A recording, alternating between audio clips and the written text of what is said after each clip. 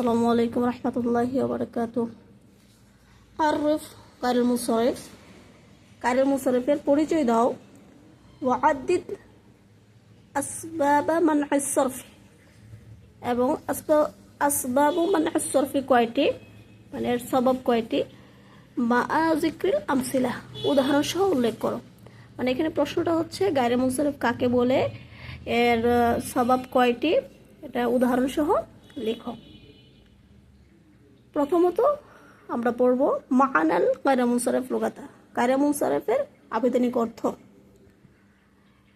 মিনাল মা'লুমি লাদা আহলিল লুগাতি আন মা'না, এটুকু আমরা প্রত্যেকটার মধ্যে দিতে পারবো। আমরা গত ভিডিওতে বলেছি যে ভাষাবিদদের মতে অর্থ হচ্ছে গায়রে মুনসারিফ লুগাতা, গায়রে মুনসারিফের অর্থ হচ্ছে গায়রুল মুতাগায়্যিরি ও গায়রুল মুতাহাউবিলি, মানে এর অর্থ হচ্ছে কি অপরিবর্তনশীল, অপরিবর্তনশীল।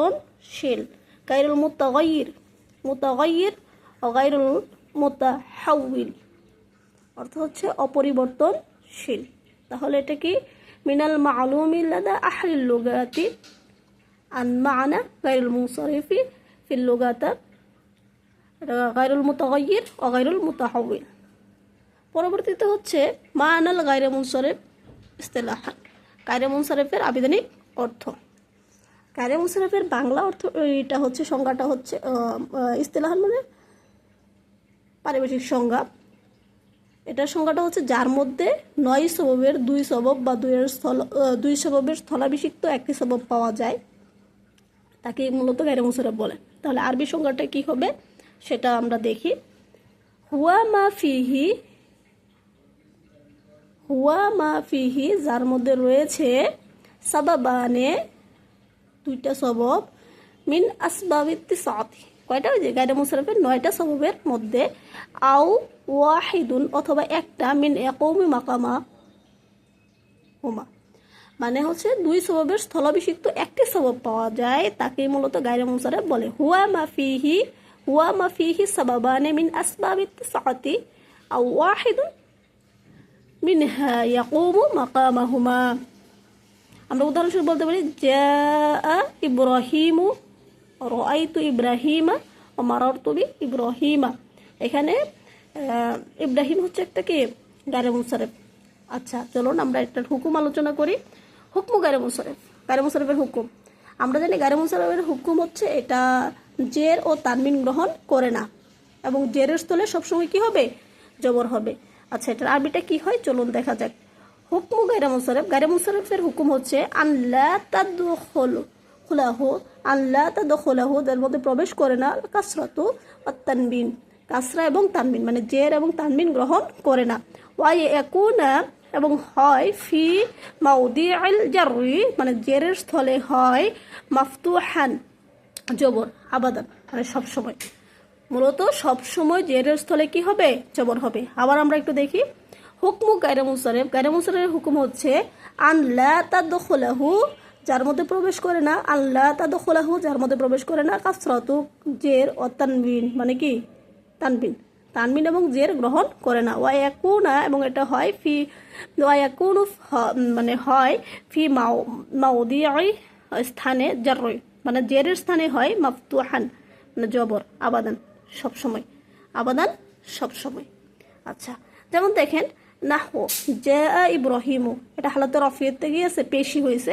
রাআইতু ও রাআইতু ইব্রাহিমা, হালাতে নসবিতে কি হয়েছে, ইব্রাহিমা, জবর হয়েছে। ও মারারতু বি ইব্রাহিমা, এখানে কি হয়েছে, আলোতে জারিয়াতে কি হয়েছে, জবর হয়েছে, কারণ এটা ইব্রাহিম হচ্ছে গায়রে মুনসারিফ, যার কারণে এটা জের গ্রহণ করে না, জেরের স্থলে সর্বদা কি হবে, জবর হবে। তাহলে এখন আমরা দেখব আসবাবু মান'আস সরফি, মানে মান'আস সরফের সবব সমূহ। আমরা জানি মান'আস সরফের সবব হচ্ছে কয়টি, 7টি। এটা কিন্তু আমরা বাংলায় সবাই লিখতে পারি। আসবাবু মান'আস সরফি তিসাতি, আসবাবু মান'আস সরফি তিসাতুন কামাত্তালি, মানে তা নিম্নে দেওয়া হলো যথা। আল আদলু মানে কি, আল আদলু, উমারু, জুফারু, মানে মূলত ফুআলু এর ওজনে আসবে, ফুআলু এর ওজনে আসলে। আল আদলু, এটা যদি আমরা ভালো করে পড়ি আমাদের কাওয়ায়েদ যাচাইয়ের একটা প্রশ্ন হয়ে যাবে। হ্যাঁ, তাহলে আল আদলু এটা হচ্ছে কি উমারু, জুফারু, আত্তানিস, ফাতিমাতু, জাইনাবু, মানে স্ত্রী জাতীয় স্ত্রীলিঙ্গ হওয়া আর কি। আল উজমা যেমন নূহ, লুত। হ্যাঁ, তারপরে ওয়াসফ, ওয়াসফ হচ্ছে আসওয়াদু ওয়া আরকাম, ওয়া আরকামু, আসওয়াদা ওয়া আরকামা। আল মারিফা এটা হচ্ছে ইব্রাহিমা ওয়া আহমাদা। আল উজমা, উজমা হচ্ছে নূহ, লুত, জামা হচ্ছে মাসাজিদু, মানে এটা মাফাইলু এর ওজনে আসবে, মাফাইলু এর ওজনে আসে। অত্তারকিব যেমন বাআলা তাক্কু, ওয়াজনে ফেল, মানে এটা কি ফেলের মতোই অর্থ দিবে আর কি। কিসের মতো অর্থ দিবে? ফেলের মতো অর্থ দিবে। ওয়াজনে ফেল ফেলের মতোই অর্থ প্রদান করে। ঠিক আছে, যেমন আমরা বলতে পারি আহমাদু, ফেলের মতোই অর্থ প্রদান করবে। আচ্ছা, তাহলে ও আলিফে নুন জাইদাতানে, মানে আলিফ এবং নুন অতিরিক্ত আসা।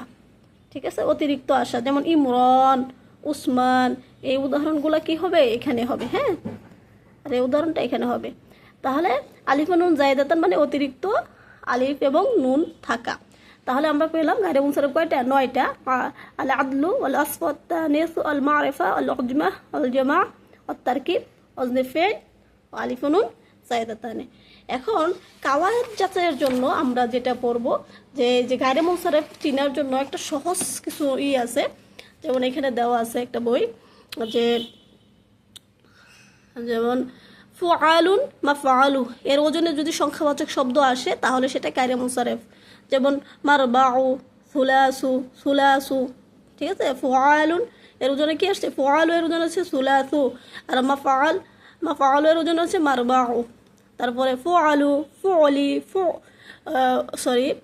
ফুআলু, ফাআলি, ফাআলু, ফাআলি এর ওজনে যদি ইসিম হওয়া, যেমন ওমারু, রঙের নাম, যত রঙের নাম আছে সবই হচ্ছে গায়রে মুনসারিফ। যেমন আহমারু, আবিয়াদু, সাদা, এটা মহিলাদের নাম হওয়া।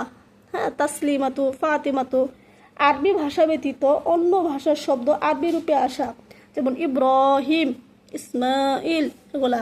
ফাআলিলু, ফাআলিলু, ফাআলিলু এর মতো শব্দ, যেমন কি মাযাহিরু, মাসাজিদু।